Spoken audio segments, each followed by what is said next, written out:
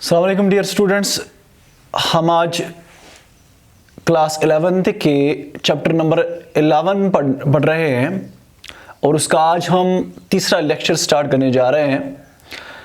आज जो हमारा चैप्टर जो हम चल रहा है that's international business. International business क्या होता है हमने ऑलरेडी डिस्कस किया, थोड़ा सा मैं यहाँ पे रिकैप्चुलेट करूँगा। When the buying and selling and goods of services goes beyond the boundaries of a country, that's called international business।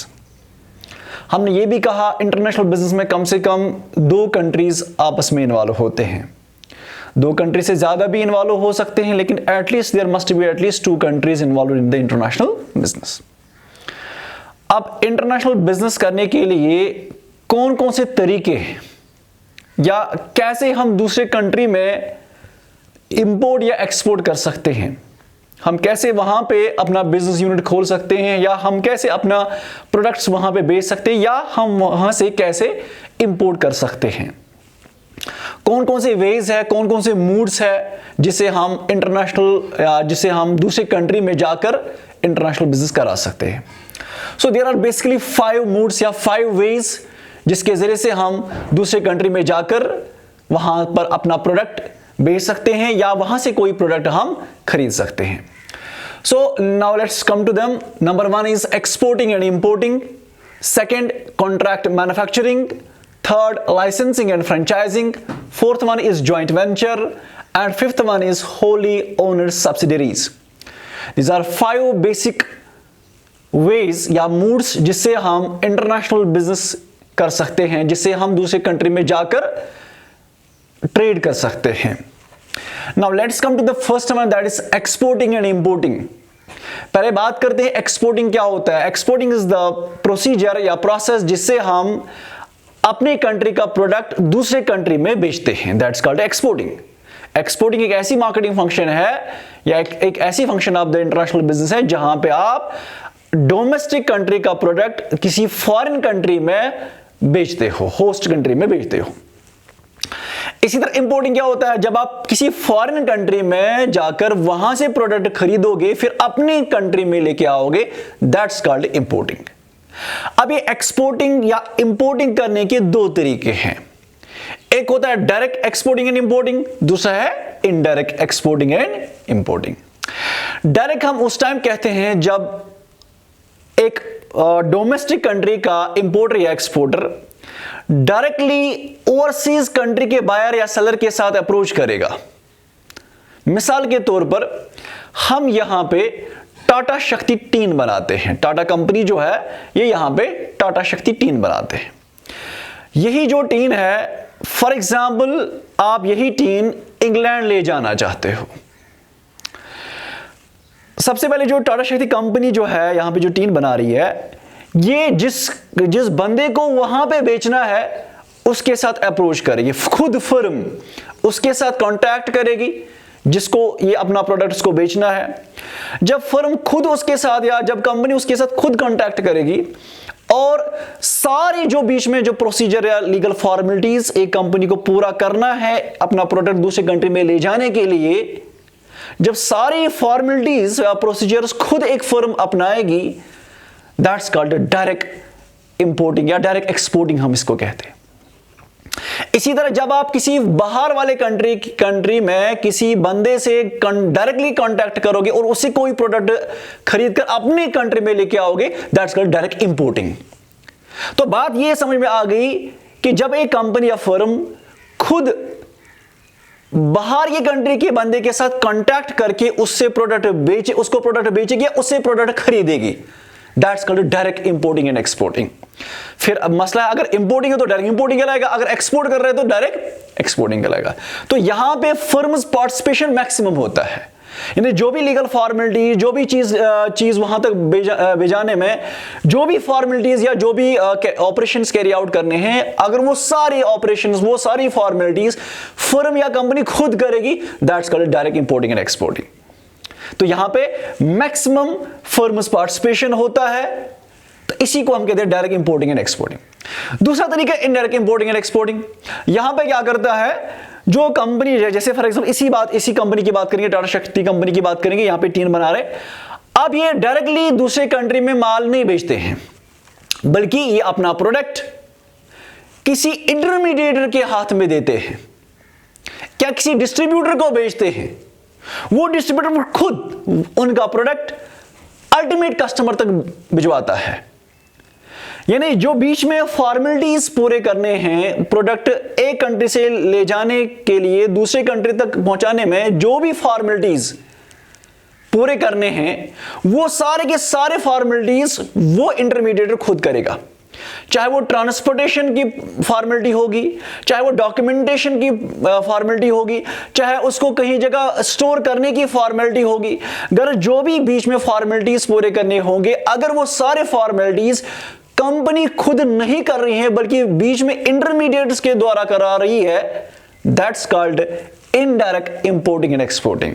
अगर इंपोर्ट कर रही है तो इनडायरेक्ट इंपोर्टिंग, अगर एक्सपोर्ट कर रही है तो इनडायरेक्ट एक्सपोर्टिंग कहा जा रहा है। तो यहां पे क्या होता है, यहां पे फर्म की जो पार्टिसिपेशन होती है माल बेचने में या फॉर्मेलिटीज पूरे करने में, वो बहुत ही कम होती है, और ज्यादातर जो फॉर्मेलिटीज का जो जिम्मेदारी होती है वो मिडलमैन के कंधों पे पहुंच जाती है।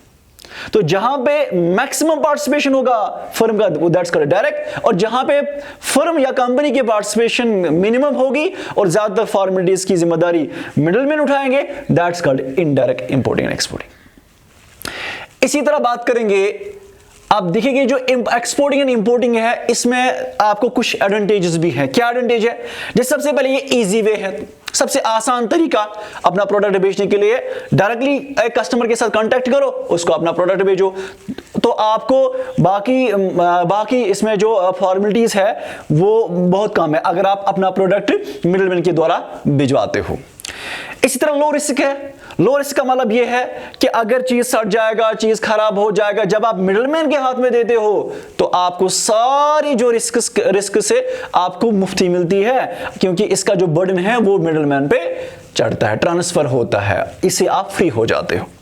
इसी तरह लेस इन्वेस्टमेंट, जब आप दूसरे कंट्री में अपना प्रोडक्ट बेचना चाहते हो, आपको वहां पे आपको वहां पे अपना रिटेल आउटलेट नहीं खोलना है, उसके लिए पैसे आपको नहीं चाहिए, या आपको वहां पे स्टोरेज फैसिलिटी की जरूरत नहीं पड़ती है। जब आप डायरेक्टली कस्टमर के साथ कांटेक्ट करते हो तो आपको कोई फर्दर इन्वेस्टमेंट करने की जरूरत नहीं है, आपको वहां पे जमीन नहीं खरीदनी पड़ती, आपको वहां पे या कोई शोरूम रेंट पे नहीं लेना पड़ता है, आपको फर्दर एडिशनल कॉस्ट बच जाते हैं जब आप डायरेक्टली अपने कस्टमर के साथ कांटेक्ट करते हो। ये इसके मेन कुछ फैसिलिटीज है, मेन कुछ एडवांटेजेस है जब आप एक्सपोर्टिंग एंड इंपोर्टिंग का काम करते हो। बात करते हैं हम second one, that is contract manufacturing की बात करते हैं। ये सेकंड मोड है जिससे आप इंटरनेशनल बिजनेस करा सकते हो, जिससे आप फॉरेन कंट्री में जाकर अपना प्रोडक्ट बेच सकते हो या वहां से आप कोई प्रोडक्ट खरीद सकते हो। कॉन्ट्रैक्ट मैन्युफैक्चरिंग, नाम से ही पता चलता है यहां पे क्या होता है, दो फर्म्स आपस में कॉन्ट्रैक्ट करते हैं, दो फर्म्स आपस में एक एग्रीमेंट बनाते हैं। एक फर्म दूसरे फर्म से कहती है मैं ये प्रोडक्ट बना रहा हूं, आप इसके पार्ट्स बना लीजिए, आप हमें पार्ट्स सप्लाई कर दीजिए, हम प्रोडक्ट बनाएंगे, हम मार्केट में बेचेंगे, आप ही के मार्केट में बेचेंगे। फॉर एग्जाम्पल मैं आपको इसके एग्जाम्पल दे देता हूं। जो आप कंप्यूटर सिस्टम देखते हो, कंप्यूटर सिस्टम में आपका कीबोर्ड होता है, आपका मॉनिटर होता है, आपका माउस होता है, इस तरह सीपीयू होता है, यूपीएस होता है। अगर आप कभी आपने देखा होगा आपके सारे पार्ट्स एक ही कंपनी के नहीं मिलेंगे, एक पार्ट आईबीएम का होगा, इसी तरह दूसरा पार्ट किसी दूसरे कंपनी का होगा। कभी कभार मॉनिटर आप देखते हो आईबीएम का, कीबोर्ड आप देखते हो दूसरी कंपनी डेल वगैरह कंपनी का। इसी तरह आप देखते हो एक जो सिस्टम पूरा एक कंप्यूटर सिस्टम है, उसके डिफरेंट पार्ट जो है ना वो डिफरेंट कंपनीज के आइटम्स होते हैं। तो यहां पे क्या होता है, जब आप किसी फॉरेन कंट्री में अपना प्रोडक्ट बेचना चाहते हो, आप क्या करते हो, आप किसी फॉरेन कंट्री के फर्म के साथ कॉन्ट्रैक्ट करते हो।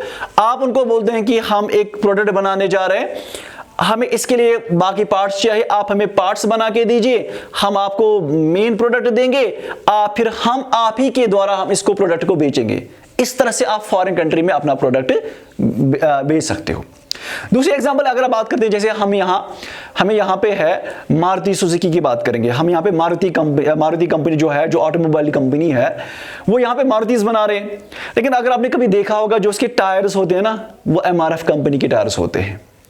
इसी तरह अगर आप उसको सीट वगैरह देते हो ना, सीटिंग सिस्टम वगैरह होता है, वो किसी दूसरी कंपनी का होता है जनरली।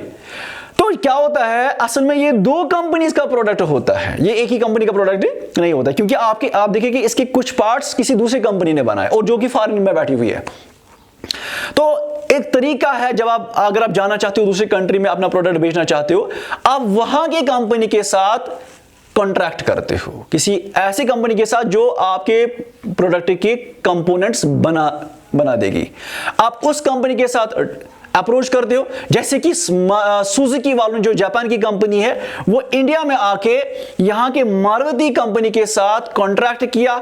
सुजुकी वालों ने ये कहा कि हम आप प्रोडक्ट बनाइए, मारुति प्रोडक्ट बनाइए, आपका शोरूम रहेगा, आपकी लैंड रहेगी, आपकी लेबरर्स रहेंगे, हम आपको टेक्नोलॉजी प्रोवाइड करेंगे, हम आपस में एक एग्रीमेंट बनाएंगे, हम आपको कुछ कंपोनेंट्स भी बना के देंगे। इस तरह से हम एक प्रोडक्ट मार्केट में बेचेंगे, आप ही के इंडिया मार्केट में हम प्रोडक्ट बेचेंगे, मारुति सुजुकी। तो इस तरह से असल में दो कंपनी के बीच में आपस में क्या है, एक कॉन्ट्रैक्ट है। लेकिन ये कॉन्ट्रैक्ट है क्यों, ये इस वजह से ताकि हम दूसरी कंट्री में एंट्री कर सके, ताकि दूसरी कंट्री में, फॉरेन कंट्री में हम अपना प्रोडक्ट बेच सके। अच्छा, यहां पे खुद एक कंपनी क्यों नहीं अपना प्रोडक्ट खुद बेचती है? मसला ये होता है क्योंकि दूसरी कंट्री में जब आप जाते हो, आपको वहां की तहजीब, वहां के कल्चर, वहां के रिलीजियस, वहां के लैंग्वेज, वहां के टेस्ट्स एंड प्रेफरेंस के बारे में पता नहीं होता, आपको वहां पे लॉज के बारे में पता नहीं होता है।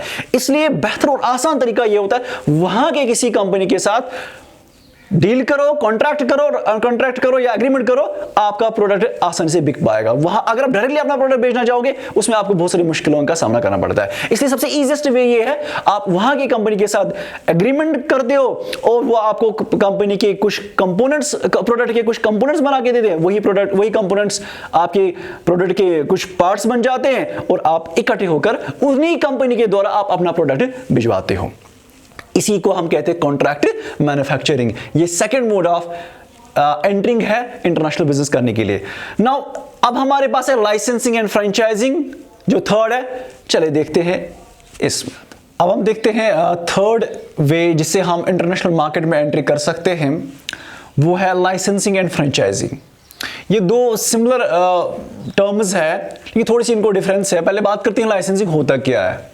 लाइसेंसिंग एक कॉन्ट्रैक्ट होता है दो फर्म्स के बीच में, जिसमें एक फर्म या मान लीजिए एक कंपनी दूसरे कंपनी को परमिशन देती है कि आप मेरी टेक्नोलॉजी या आप मेरा पेटेंट राइट इस्तेमाल कर सकते हो, और उस टेक्नोलॉजी का इस्तेमाल करने के लिए मैं आपको कुछ पैसा चार्ज करूंगा। उस पैसे को कहते हैं रॉयल्टी। मान लीजिए फॉर एग्जाम्पल, हम एक एग्जाम्पल देंगे। KFC US ओरिएंटेड ब्रांड है, KFC फूड्स। अब आप देख रहे हो कश्मीर में भी रिसेंटली KFC इंट्रोड्यूस हुआ इसी साल। अब हर कोई बंदा आप KFC जो भी आप कोई थोड़ा सा रेस्टोरेंट डालोगे तो आप उसको KFC नाम दोगे। It's not legally permissible. जब तक कि आप KFC वालों के साथ कांटेक्ट नहीं करोगे, उनको बताया कि हम आपका नाम इस्तेमाल करना चाहते हैं, जब वो आपको परमिशन देंगे और वो बाज़ात उस परमिशन देने के लिए आपको फी चार्ज करेंगे, जिसको हम रॉयल्टी के नाम से जानते हैं। मान लीजिए इसका मतलब है कि दो कंपनीज के बीच में एक कॉन्ट्रैक्ट बनता है कि एक कंपनी जिसको जो नाम मांग रही है और जो नाम देती है, जो आपको अलो करेगी, जो आपको परमिशन देगी मेरा नाम या मेरी टेक्नोलॉजी इस्तेमाल करने के लिए, उस कंपनी को कहते हैं लाइसेंसर। जो लाइसेंस देगा, जो परमिशन देगा पेटेंट राइट इस्तेमाल करने के लिए या टेक्नोलॉजी इस्तेमाल करने के लिए, जो कंपनी अलो करेगी, परमिशन देगी, दैट्स कॉल्ड अ लाइसेंसर। इसी तरह जो कंपनी दूसरी कंपनी का नाम इस्तेमाल कर रही है, जिस कंपनी से वो परमिशन ले रही है, उसका नाम या उसकी टेक्नोलॉजी इस्तेमाल करने के लिए जो वो परमिशन ले रही है, उस कंपनी को कहते हैं licensee. So there is a contract between licensor company and licensing company, जिसमें एक लाइसेंसिंग कंपनी लाइसेंसर कंपनी से कहती है कि मैं आपकी टेक्नोलॉजी इस्तेमाल करना चाहती हूं या मैं आपका नाम इस्तेमाल करना चाहती हूं, और मुझे बताए कि मुझे कितना फी देना है। उसी फी को कहते हैं रॉयल्टी। जो एक कॉन्ट्रैक्ट दो कंपनीज के दरमियान ये होता है, इसी कॉन्ट्रैक्ट को कहते हैं लाइसेंसिंग।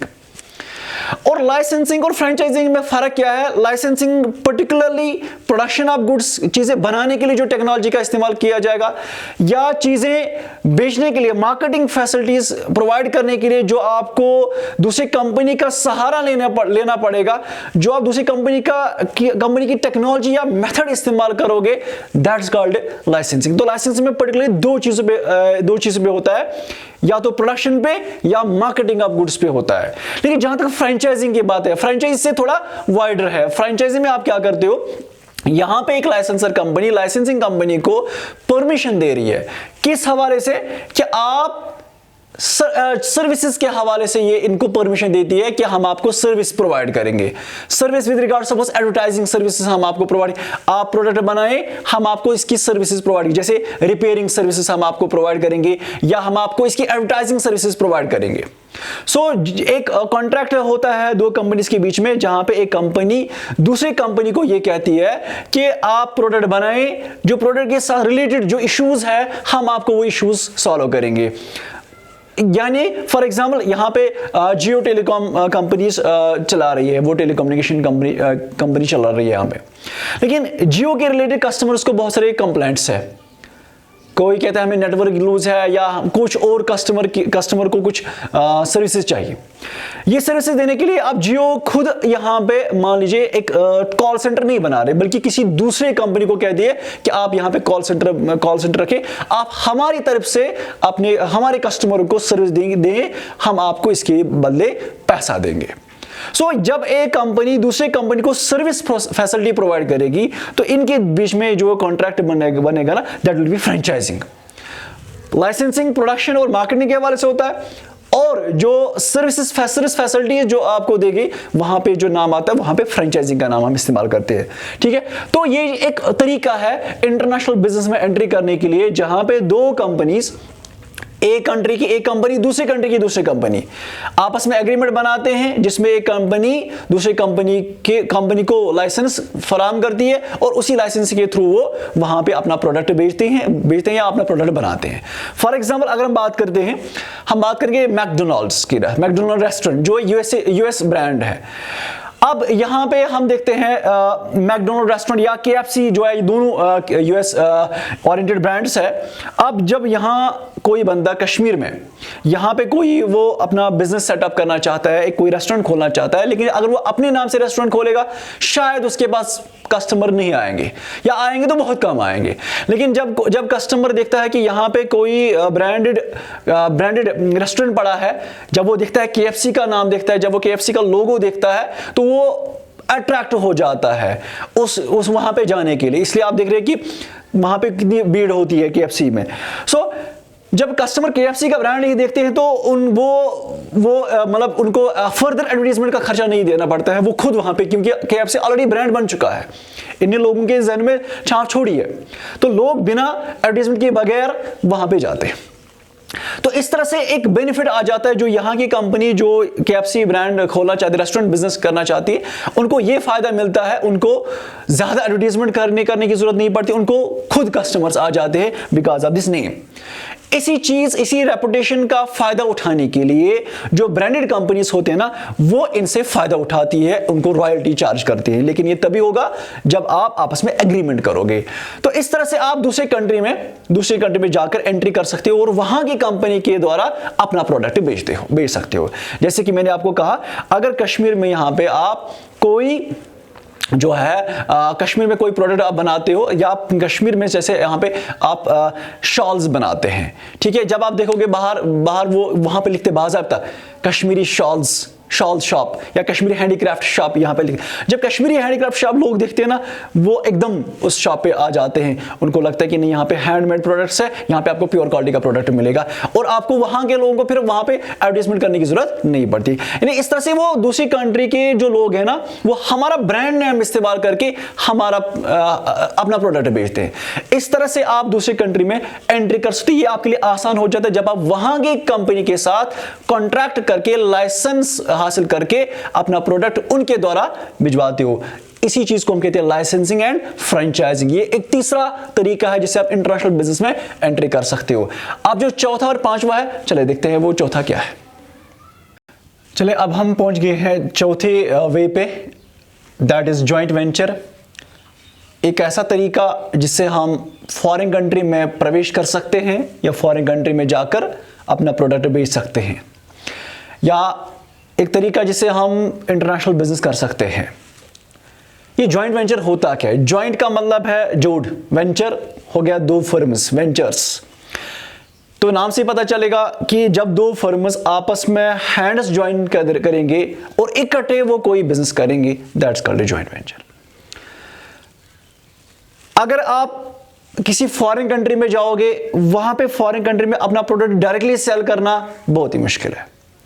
क्यों? क्योंकि ना आपको वहां की कंट्री के कल्चर के बारे में पता होता है, वहां के टेस्ट्स के बारे में पता होता है, वहां के कंपटीशन के बारे में पता होता है। गर्ल्स आप बिल्कुल अजनबी वहां पे होते हो, इसलिए आपको वहां पे ना किसे लेना होता है ना देना होता है, बिल्कुल आप अजनबी होते हैं। वहां पे प्रोडक्ट सेल करना मुश्किल हो जाता है जब भी कोई नया एंट्रेंट आता है।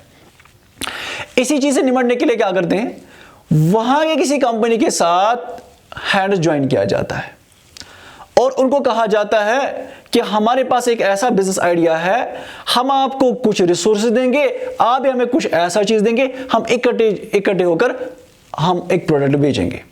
यानी आप उनके साथ अपना आइडिया या अपने रिसोर्सेज शेयर करते हो और वो भी आपको किसी एंगल से हेल्प करते हैं। इस तरह से आप जॉइंटली कोई प्रोडक्ट मार्केट में बेचते हो। मिसाल के तौर पर अगर आप देखोगे, यहां पे इंडिया में जो कंपनी है हीरो, और होंडा जो है वो जापानीज कंपनी है।